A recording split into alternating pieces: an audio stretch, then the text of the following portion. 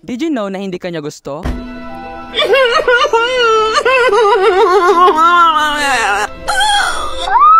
Or did you know that there are 4 periods in the history of astronomy? Hindi, ano ba yun? Hindi. Now, let's get started.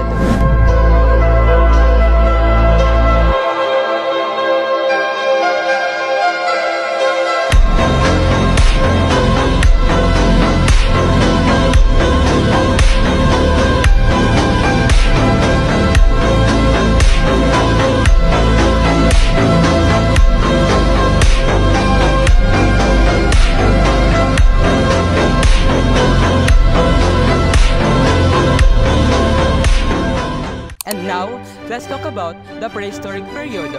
Pero alam niyo ba kung ano ang pinagbasihan nito? This is the basis of prehistoric astronomy: celestial sphere, rising and setting of sun and moon, the constellations, and the annual motion of sun. Alam niyo ba ang Stonehenge? But, alam niyo ba na ginamit ang Stonehenge bilang calendar? A simple explanation, ginamit ang Stonehenge noong prehistoric period upang ipakita sa mga tao pagdaan ng panahon. Ang pagkakalagay ng mga bato ay nagbigay ng daan sa kanila upang markahan ang mga mahalagang mangyayari, tulad ng pagdaan ng panahon at pinakamahaba at pinakamaikling araw ng taon. Ang Stonehenge ay isang malaking orasan sa labas. Ito ay tumulong sa mga tao noon upang ipakita kung kailan ang pagtanim at ipagdiwang ang mga mahalagang okasyon. Alam niyo ba ang tungkol sa Bighorn Medicine Wheel? Let me explain it. Noong panahon ng prehistoric period, ginamit ang Bighorn Medicine Wheel para sa espiritual at banal na gawain tulad ng pag-aayono, paghahanap ng bisyon, panalangin at pagpapagaling. Ito rin ay ginamit bilang isang sinaunang obserbatory ng araw na nagpapahintulot sa mga tao na dapat subaybayan ang mga pangyayari sa kalangitan na tulad ng tag-init at taglamig na soldasyon. Bukod rito, malamang na ginamit ang gulong para sa iba't ibang ritual at seremonya. Ito ay may kultura na kalagahan para sa iba't ibang komunidad at patuloy na pinagdiriwang bilang isang tanyag na landmark ngayon. And now, welcome to the classical period. Let's tackle the measurements of the heavens, the size and the shape of the sun and moon, the size of the earth, the shape of the earth. Around 1200 to 1000 BCE, the Babylonians studied astrology and they invented the 12 signs of zodiac that are still using today. Let's tackle about the wandering star. Ang mga paglalakbay ng mga bituin ay tinatawag na gayon dahil hindi katulad ng mga nakatigil na bituin sa kalangitan. Tila silang kumikilos sa kaugnayan sa mga bituin sa likod. Ang paggalaw na ito naobserbahan sa paglipas ng panahon. Nag-iba sa kanila mula sa mga nakatigil na bituin na nagtulak sa sinaunang mga astronomo na tawagin silang mga naglalakbay na mga bituin. Ngayon, pag-usapan naman natin ang Templo ng Karnak na bahagi pa rin ng prehistoric period. Ang Templo ng Karnak sa sinaunang Ehipto ay isang malaking reliyosong kumpol na inilaan para sa pagsamba sa mga Diyos, lalo na si Amon, Mut at Kurso. Ito ay tinayo sa loob ng maraming siglo kung saan bawat paraon ay nagdagdag ng kanilang sariling templo, estatwa at monumento. Ang Karnak ay naglingkod bilang sentro para sa mga seremonya, pista at ritual na reliyon. At ito ay isa sa pinakamahalagang reliyosong lugar sa sinaunang Ehipto. Ngayon, pag-usapan naman natin ang tungkol sa Pyramid of Khufu. Ang Pyramid ng Khufu o kilala bilang ang Dakilang Pyramid ay isa sa 7 himala ng lumang daigdig. Alam niyo ba kung saan matatagpuan ang Pyramid of Khufu? Hindi nga yung totoo. Matatagpuan ang Pyramid of Khufu sa Giza, Egypt. Itinayo ito noong 2560 BCE upang gawing libingan para kay Pharaoh Khufu noong sinaunang Egypt. Handa na ba kayong matuklasan ang tungkol sa Greek astronomers? At ngayon, ating talakayin ang tungkol sa Greek astronomers. Unfortunately, there are no written documents about the significance of the stone and the bronze of the age monuments. At ngayon, ating talakayin kung sino-sino ang mga ancient Greek astronomers. Si Eudoxus, siya ang gumawa o nagmodel ng 27 nested spheres. Ayon naman kay Aristotle, ang universe ay binubuo ng 2 bahagi. Ito ay ang imperfect changeable earth and perfect heaven. Pinalawak naman ni Aristotle ang modelo ni Eudoxus upang gamitin ang 55 sphere sapagkat nais siya pang mas may paliwanag ang movement of celestial bodies like planet and stars in a more detailed and accurate way. Sa pamamagitan naman sa paggamit ng mas maraming spheres, may mapaliwanag ni Aristotle ang complexities of their motion at mas mahusay na may pantay obserbasyon ng langit. Let's move on to Eratosthenes. Eratosthenes was one of the Greek ancient astronomers, was able to measure the radius of the Earth as early as 200 Common Era. Ngayon, ating palawakin ang paniniwala ni Ptolemy. Alam niyo ba na si Ptolemy ay naniniwala na ang Earth ay ang sentro ng universe or what we called the geocentric? At alam niyo rin ba na si Ptolemy ay naniniwala na ang planet and sun was the circles of the Earth? And that's the end of the ancient Greek astronomers, which is the number 1, Eudoxus, number 2, Aristotle, number 3, Eratosthenes, and lastly, Ptolemy. And now, we are here now in the Renaissance period. Oh, may chika na naman ako. Oh, ano yun? Tungkol daw sa apat kong crush. Oh my God, what is that? Oh my God, what is that?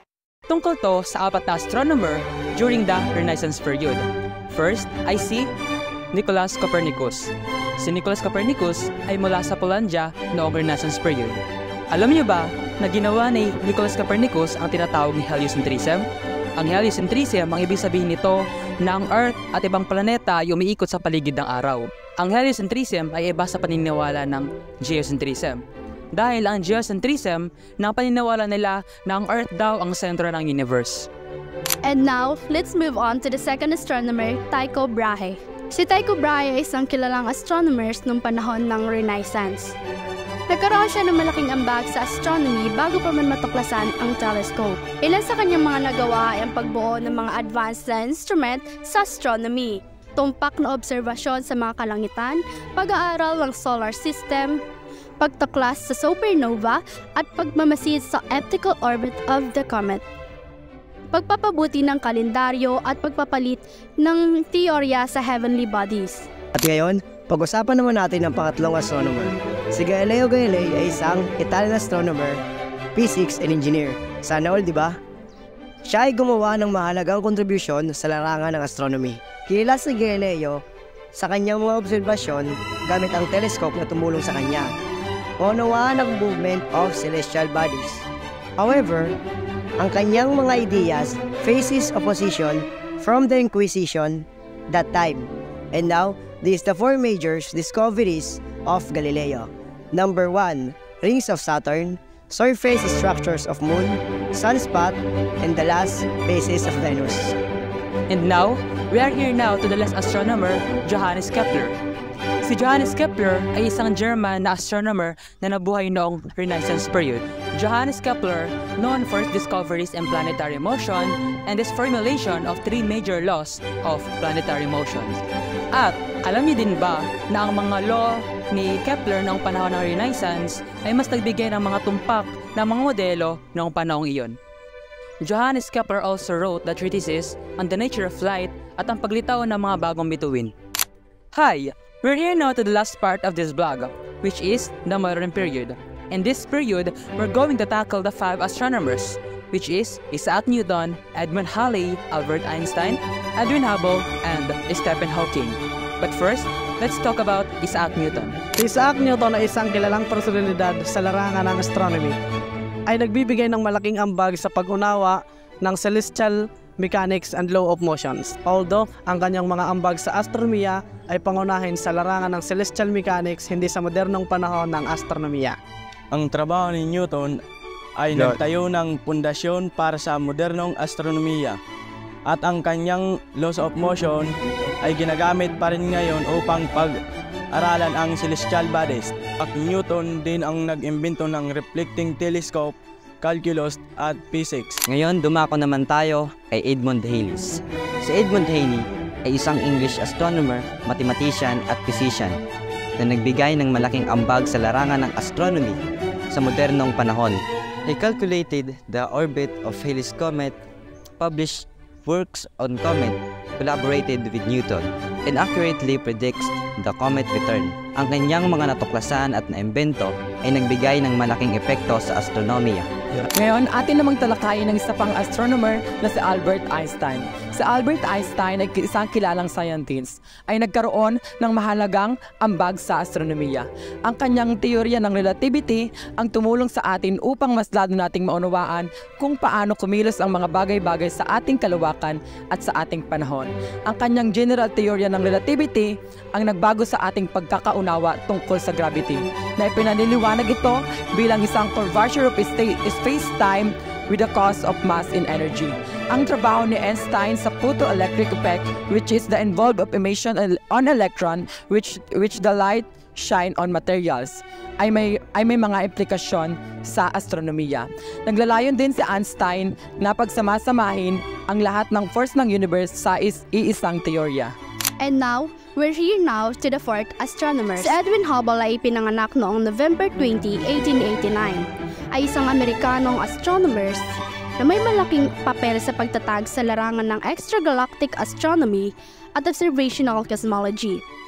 Natuklasan niya that many objects previously thought to be clouds and dust and gas were actually galaxies beyond Milky Way.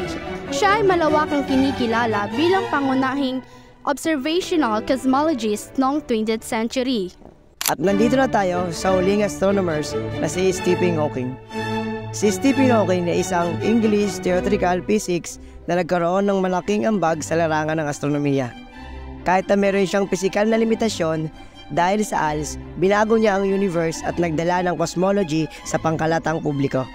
Ang kanyang mga makabuluhang teorya tungkol sa black hole, Hawking radiation, ay nagamon sa mga may iral na ideya at pinalawak ang ating kaalaman. Nagambag rin siya sa Big Bang Theory na naglalayong mahanap ang theory of everything na mag-uugnay sa pag-aaral ng universe. And now, this is the end of our vlog. We hope that you gain knowledge from us at mabawan nyo ang mga kalamang nalaman nyo.